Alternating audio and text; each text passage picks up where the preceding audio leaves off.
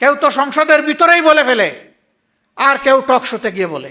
যেই জমিনে শহীদদের রক্ত পড়েছে সেই জমিনে ইনসাফ বিজয়ী হবে ইনশাআল্লাহ। কথা ঠিক মতো বলেন, নাহলে কিন্তু অবস্থা খারাপ হবে। এবং এটি বাস্তবায়নের পথ বিএনপিকেই খুঁজে বের করতে হবে। আগামীতেও যারা এই আচরণ করবে তাদের ইতিহাসও অনুরূপ হবে।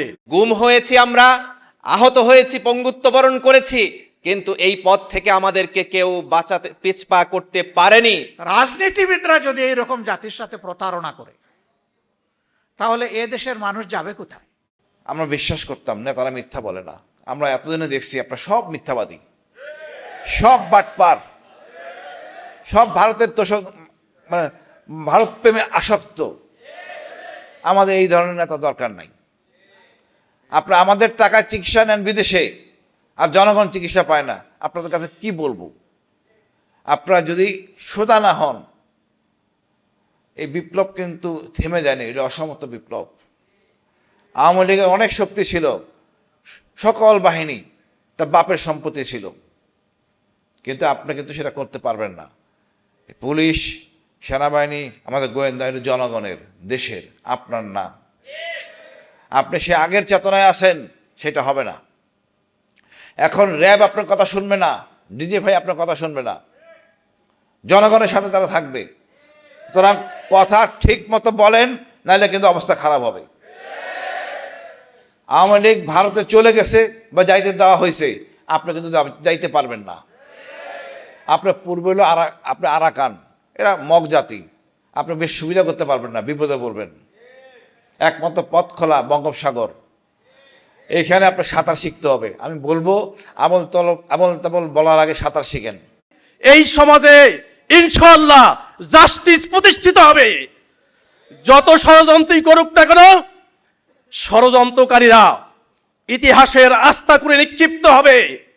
যেভাবে বিগত ফ্যাসিস্ট সরকার এদেশের মানুষকে নিয়ে, মানুষের জীবনকে নিয়ে ছিনিমিনি খেলেছিল, তারা ভেবেছিল তারা আজীবন ক্ষমতায় থাকবে। তাদের ইতিহাস যেভাবে করুণ পরিণতি হয়েছে, তদ্রূপভাবে আগামীতেও যারা এই আচরণ করবে তাদের ইতিহাসও অনুরূপ হবে। আমি আহ্বান জানাবো বর্তমান সরকারকে, এখনো সময় আছে, আপনারা সংবিধান সংস্কার পরিষদ গঠন করেন এবং জুলাইয়ের আকাঙ্ক্ষাকে বাস্তবায়ন করে এই জাতিকে নূতন স্বপ্ন দেখাবেন। জুলাই ফাউন্ডেশনের কর্মকর্তাদের 5 মাস বেতন নেই, সংসদে আমিরে জামাত বলেছেন। এই ব্যাপারে আমরা এখনো কোনো প্রতিশ্রুতি পাইনি। সংগ্রামী ভাই ও বন্ধুগণ, আমরা আজকে এখানে আলোচনায় আমাদের আমিরে জামাত বলেছেন, আমাদের নেতৃবৃন্দ বলেছেন, জুলাই গণঅভ্যুত্থানের পরে 12ই ফেব্রুয়ারি যে গণভোট অনুষ্ঠিত হলো, গণভোটের গণরায় বাস্তবায়ন করতে হবে এবং এটি বাস্তবায়নের পথ বিএনপিকেই খুঁজে বের করতে হবে। আজ হোক কাল হোক, এদেশের জনগণ, জুলাই যোদ্ধারা, শহীদ পরিবার, 18 কোটি মানুষ গণভোটের গণরায় বাস্তবায়ন করে বাংলাদেশের সাংবিধানিক কাঠামো এবং সংবিধান সংস্কারের মধ্য দিয়ে ন্যায় এবং ইনসাফ ভিত্তিক একটি নতুন বাংলাদেশ প্রতিষ্ঠার মধ্য দিয়েই শহীদদের রক্তের বদলা নেবে ইনশাআল্লাহ। সেই জন্য আসুন আমরা ঐক্যবদ্ধভাবে ভূমিকা পালন করি। শহীদের রক্তের যে শক্তি, সেই শক্তিকে মুছে ফেলে দেওয়ার শক্তি কারো নেই। সুতরাং আমরা আশা করব বর্তমান সরকারের শুভবুদ্ধির উদয় হবে। শহীদ আবু সাইদ, মুগ্ধ, আলী রায়হান, আনাস সহ, জুনাইদ সহ যারা 1400-র অধিক শহীদ হয়েছেন, যারা জুলাই যোদ্ধা, তাদের রক্ত নিয়ে তারা ছিনিমিনি খেলবেন না, বরং তাদের রক্তকে সম্মান দিয়ে আগামী দিনে নতুন বাংলাদেশ বিনির্মাণের জন্য তারা ইতিবাচক পদক্ষেপ গ্রহণ করবেন। সেই প্রত্যাশায় আমরা আজকে রাখতে চাই। আসুন আমরা ঐক্যবদ্ধভাবে নতুন বাংলাদেশ বিনির্মাণের জন্য আমরা এগিয়ে যাই এবং শহীদদের খুনি যারা তাদেরকে তাদের বিচারকে ত্বরান্বিত করার জন্য আমাদেরকে আরও ঐক্যবদ্ধ হতে হবে। প্রয়োজন হলে আন্দোলন সংগ্রামের কর্মসূচির মধ্য দিয়ে ওই গণহত্যাকারী খুনিদের বিচারকে নিশ্চিত করার জন্য আমাদেরকে ভূমিকা পালন করতে হবে, এর কোনো বিকল্প নেই। আল্লাহর কসম, জীবন দিব কিন্তু 24 হারিয়ে যেতে দেব না। এই জাতি তো জীবন দিতে দিতেই এই জায়গায় এসেছে। আমাদের কি জবাব শহীদ পরিবারের সদস্যবৃন্দের কাছে? কি জবাব এখনো ভাঙ্গা পা হাত নিয়ে, বুকে মাথায় পিঠে গুলি নিয়ে যারা এখনো প্রতি রাত ঘুমাতে পারে না কাতরায়, কষ্টে যন্ত্রণায়, কোনো কাজ করতে পারে না, তারা যুবক যুবতী হয়ে গেছে এখন পঙ্গু, তাদের কাছে আমাদের কি জবাব? এখন যে পার্লামেন্ট এবং সরকার গঠিত হয়েছে, সবাই স্বীকার করে যে একটি 24-এর ফসল, কিন্তু কেউ কেউ বলতে চান 24 তেমন কিছু না, এর আগের অংশটা গুরুত্বপূর্ণ। আমরা তো বলছি না আগের অংশ অগুরুত্বপূর্ণ, কারণ সেই অংশেই তো আমরা আমাদের মাতার তাজ 11 জন নেতৃবৃন্দকে হারিয়েছি, সেই অংশেই তো আমাদের শত শত সহকর্মীকে হারিয়েছি, সেই অংশেই তো আমাদের ভাই বোনেরা আয়নাগরের সঙ্গে হয়েছে, সেই অংশেই তো লাখো লাখো মানুষ আমাদের সহকর্মীরা বারবার কারাগারে চলে গিয়েছে, সেই অংশেই তো আমাদের সহকর্মীরা চাকরি হারিয়েছে, সেই অংশেই তো বাড়িঘরে ঘুমাতে পারেনি। আমরা তো ওই অংশ অস্বীকার করছি না, কিন্তু এইটা অস্বীকার করার কোনো উপায় নেই। আমাদের এত এত ত্যাগ, আমাদের আন্দোলন এবং প্রতিরোধ তখন কিছুই কার্যকর হয় নাই। যা এসে কার্যকর রূপ পেয়েছে 24-এ, এই 24-কে স্বীকার করতে এত হীনমন্যতা কেন? এই 24 না হলে আজকে আমি এইখানে বক্তৃতা দিতে পারতাম না, এই 24 না হলে আজকে বিরোধী দল হতে পারতাম না, বিরোধী দলের নেতা হতে পারতাম না, এমপি নির্বাচিত হতে পারতাম না, পার্লামেন্টের মুখ দেখতে পারতাম না, ঠিক অনুরূপ ভাবে তারেক সাহেব প্রধানমন্ত্রী হতে পারতেন না।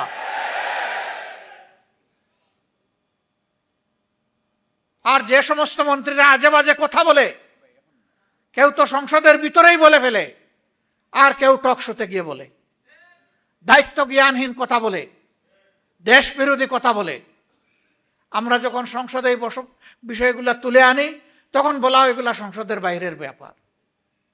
আবার আমাদেরকে যখন আঘাত করা হয় তখন শুধু সংসদের বাইরের ব্যাপার না, আধা শতাব্দী আগের বিষয়গুলো নিয়ে আসা হয়। চিংড়ি মাছের জীবন, লাফ দিলে পিছনের দিকে যায়, সামনে রাস্তা খুঁজে পায় না, এই জাতি আগাবে কিভাবে? আমরা সবসময় বলে আসি যে আসেন সামনাটা দেখি, এগিয়ে যাই, যেই অঙ্গীকার নিয়ে 24 হয়েছে সেই অঙ্গীকার বাস্তবায়ন করি, বড় কিছু নয়। এই যুবকেরা চেয়েছিল একটা বৈষম্যহীন সমাজ, চেয়েছিল সকলের অধিকার নিশ্চিত হোক, তারা চেয়েছিল বাংলাদেশ থেকে দুর্নীতি দূর হোক, তারা চেয়েছিল চাঁদাবাজদের কবলে পড়ে জাতির যে জেরবার অবস্থা এখান থেকে জাতি মুক্তি পাক, তারা চেয়েছিল আদালতে গেলে মানুষ যেন ন্যায় বিচারটা পায়। এই তো এতটুকু। তারা তো কারো কাছে ভিক্ষা চায়নি, তারা বলেছে আমাদের যোগ্যতা অনুযায়ী আমাদের হাতে কাজ তুলে দিতে হবে। আজকে অনেক বড় বড় কথা আমরা শুনছি বিভিন্ন দিক থেকে, কিন্তু কাজের বেলায় আমরা এটা খুঁজে পাই না। আপনারা নিশ্চয়ই সংসদ দেখেন, আমি বিশ্বাস করি এই কারণে দেখেন যে এই সংসদকে আপনার মজলুমের সংসদ মনে করেন। সেই মজলুম এমপিরা ওখানে গিয়ে জনগণের জন্য কি বলে এইটা আপনারা আগ্রহ করে শুনতে চান, দেখতে চান, আপনারা মূল্যায়ন করবেন আপনাদের বিবেকের পর্দায়, এ গভীর বিশ্বাস আমাদের আছে। জুলাইয়ের সবচেয়ে বড় দাবি ছিল ফ্যাসিবাদ যাতে বাংলাদেশে আর ফিরে না আসে, এই জন্য সংস্কার সাধন করা, একটা নতুন বাংলাদেশ গড়ে তোলা, অতীতের পচা রাজনীতিকে বিদায় জানানো, নতুন রাজনীতিকে আলিঙ্গন করা, মানুষকে আশাবাদী করে তোলা। এই জন্যই হয়েছিল গণভোট। সেই গণভোটের ব্যাপারে বলা হয় এটা তো সংবিধানে নাই, বলা হয় এই চাইর প্রশ্ন এত জটিল আমিই বুঝতে লাগে 4 ঘন্টা জনগণ কিভাবে ভোট দিল। কেন? এই 4 প্রশ্ন তো 17 দিন আগে থেকে প্রচার করা হয়েছে, সকল মিডিয়া খুলাসা করা হয়েছে, গোপন রাখা হয়নি। আপনারা বুঝাতে চান যে জ্ঞান বুদ্ধি শুধু আপনাদের আছে, এই দেশের 18 কোটি মানুষের নাই? তা তো মানুষকে আপনারা অপমান করছেন। আমি মূর্খ হতে পারি, কিন্তু আমার জাতি তো মূর্খ, আমি কথা বলতে পারি না।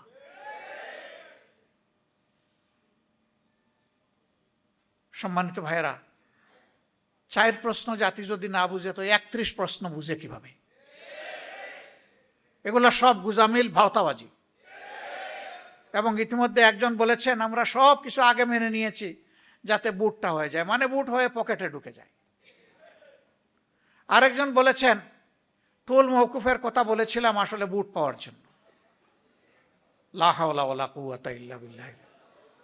রাজনীতিবিদরা যদি এইরকম জাতির সাথে প্রতারণা করে তাহলে এ দেশের মানুষ যাবে কোথায়? যারা দেশ চালাবে, দেশের জন্য আইন এবং নীতি তৈরি করবে, তাদের মিনিমাম একটা নৈতিক মানদণ্ড থাকা উচিত। ইলেকশনের আগে তারাও বললেন, আমরাও বললাম, সবাই গণভোটে হা বলুন। জনগণ 70% মতো হা বলল। এখন তারা বলেন যে 51% মানুষ আমাদেরকে রায় দিয়ে পাঠিয়েছে, আমরা এটা মানব না কারণ আমরা সংখ্যাগরিষ্ঠ। তো 51 বড় না 70 বড়? আপনাদের দাবি যদি মেনেও নেই, কিভাবে ভোট পেয়েছেন সে বিতর্ক থেকে গেল ইতিহাসে। পাইছেন কি পান নাই, হিসাব কিভাবে মিলাইছেন জনগণ জানে। 3.5 ঘন্টা ব্ল্যাক আউট করে কি করা হয়েছে জনগণ বুঝে, এবং এর জন্য রাজসাক্ষীও পাওয়া গেছে, কোনো অসুবিধা নেই। ইতিহাস অবশ্যই এটাকে পর্যালোচনা করবে ইনশাআল্লাহ, এবং যার যার পাওনা সবাই সময় মতো পেয়েও যাবেন ইনশাআল্লাহ।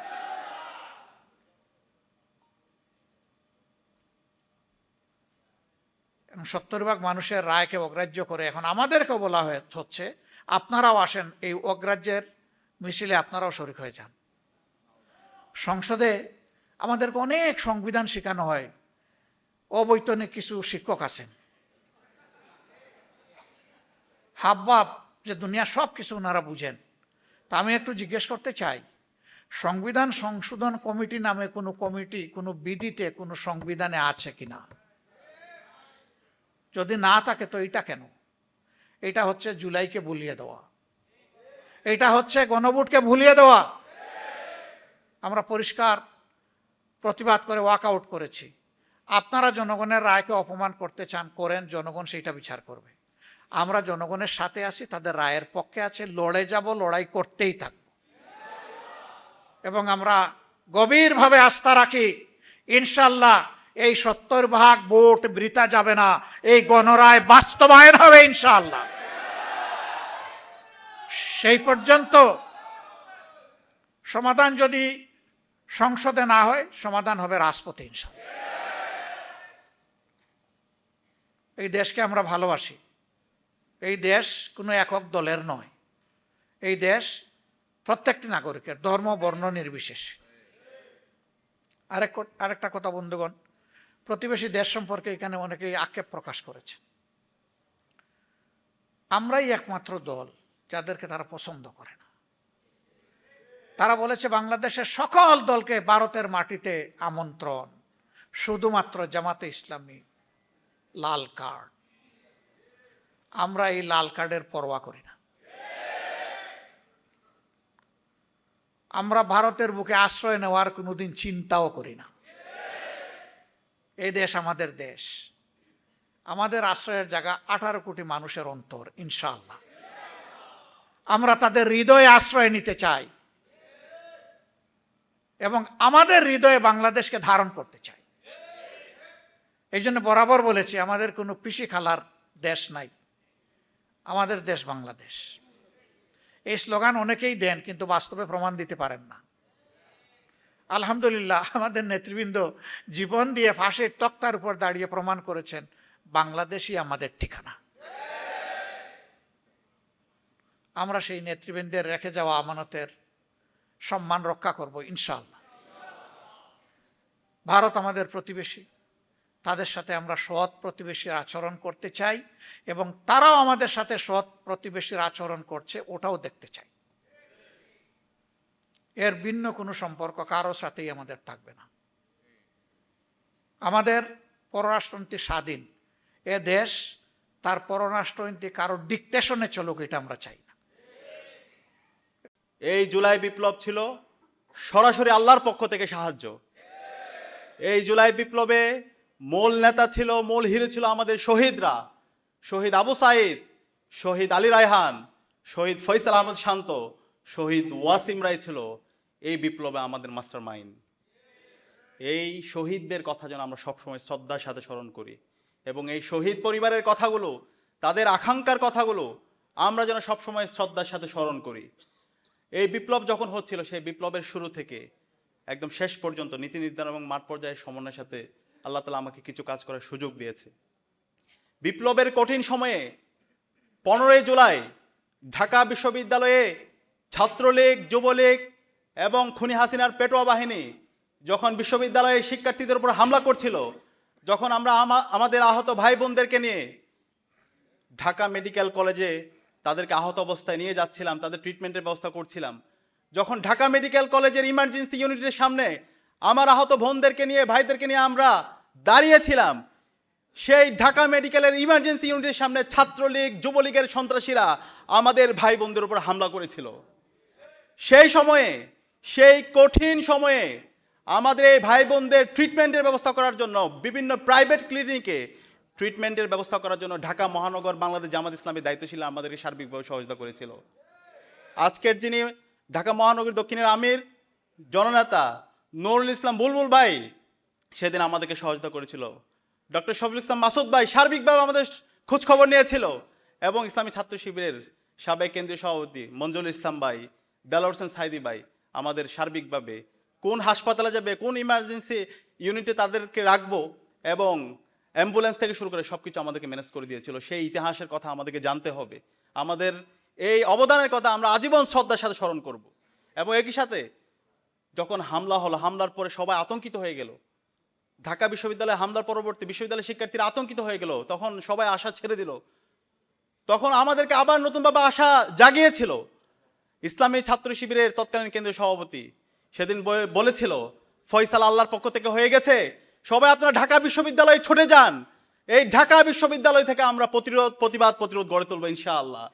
এবং 15 জুলাই সন্ধ্যায় আমরা চাঙ্কারপুলে একত্রিত হয়েছিলাম এবং পরবর্তী দিন 16 জুলাই আমরা সারা দেশে বিক্ষোভ কর্মসূচি ঘোষণা দিয়েছিলাম এবং সে আলোকে 16 জুলাই শহীদ মিনারে যে গণজাগরণ দেখতে পেয়েছিলেন, সেই গণজাগরণের পিছনে আমাদের সর্বপর্যায়ের নেতৃবৃন্দ এবং মুক্তিকামী ছাত্র জনতার অনবদ্য অবদান ছিল। এবং এই পুরো সময় জুড়ে যখন ইন্টারনেট ব্ল্যাকআউট ছিল, কারফিউ জারি ছিল, সেই সময় জুড়ে আমাদের শহীদরা তারা সাহসিকতার সাথে তাদের জীবন উৎসর্গ করে আমাদের এই বিপ্লবটাকে সফলতার ধারপ্রান্তে নিয়ে গিয়েছিল। এবং আজকে আমাদের এই শহীদদের আত্মত্যাগের মাধ্যমে আজকে আমরা নতুন বাংলাদেশ পেয়েছি। এই বিপ্লব পরবর্তী আমাদের প্রত্যাশা ছিল শহীদরা যে জন্য জীবন দিয়েছে সেই ফেসিবাদী কাঠামোকে বিলোপ করে নতুন রাষ্ট্র ব্যবস্থা, নতুন রাষ্ট্র কাঠামো বিনির্মাণ করা। আমরা আশা করেছিলাম অন্তর্বর্তীকালীন সরকার যারা শহীদদের রক্তের উপর দাঁড়িয়ে শপথ গ্রহণ করেছিল তারা এই রাষ্ট্র সংস্কারের কাজ করবে, কিন্তু আমরা হতাশ হয়েছি। তারা সেই আগের ফেসিবাদী ব্যবস্থার রেখে দেওয়ার জন্য বিভিন্ন জনের সাথে তারা আতাত করেছিল, সেটা এখন আমাদের কাছে পরিষ্কার হচ্ছে। এবং পরবর্তীতে নির্বাচন হলো, সেই নির্বাচনে আমরা একই সাথে 2টা ভোট দিয়েছিলাম। রাষ্ট্র সংস্কার করার জন্য আমরা গণভোট দিয়েছিলাম এবং গণভোটে আজকের যিনি প্রধানমন্ত্রী তিনিও ক্যাম্পেইন করেছেন, তিনি হায়ের পক্ষে ক্যাম্পেইন করেছেন। এবং আমরা আশা করেছিলাম এই নির্বাচন পরবর্তী যারাই নির্বাচিত হোক এই রাষ্ট্র ব্যবস্থা সংস্কার হবে। এই 55 বছর জুড়ে বাংলাদেশে যে এই ফেসিবাদী কাঠামোর মাধ্যমে এই অঞ্চলের মানুষের উপর জুলুম করা হয়েছে, সেই জুলুম থেকে আমরা মুক্তি পাব। কিন্তু আমরা হতাশ হয়েছি যে এই গণভোটে জনরায় এসেছে, সেই জনরায়কে এখন বর্তমান সরকার তারা অস্বীকার করছে। এবং এই ফেসিবাদী সরকার যারা 16 বছর জুড়ে বাংলাদেশে গুম, খুন, আয়নাগর প্রকল্প তৈরি করেছে, আমরা তাদের প্রতি বিভিন্ন জায়গায় সিম্পেথি দেখতে পাচ্ছি। বিভিন্ন জায়গায় তাদেরকে পুনর্বাসন করা হচ্ছে, অ্যাডমিনিস্ট্রেশনে তাদেরকে পুনর্বাসন করা হচ্ছে, বিশ্ববিদ্যালয়গুলোতে তাদেরকে পুনর্বাসন করা হচ্ছে। আমরা সাবধান করছি, আমরা বর্তমান সরকারকে বলতে চাই, যেই জমিনে শহীদদের রক্ত পড়েছে সেই জমিনে ইনসাফ বিজয়ী হবে ইনশাআল্লাহ। এবং যারা শহীদদের সাথে প্রতারণা করবে, শহীদদের রক্তের সাথে যারা গাদ্দারি করবে, তারা ধুলোর সাথে মিশে যাবে। সুতরাং আপনাদের সুযোগ আছে।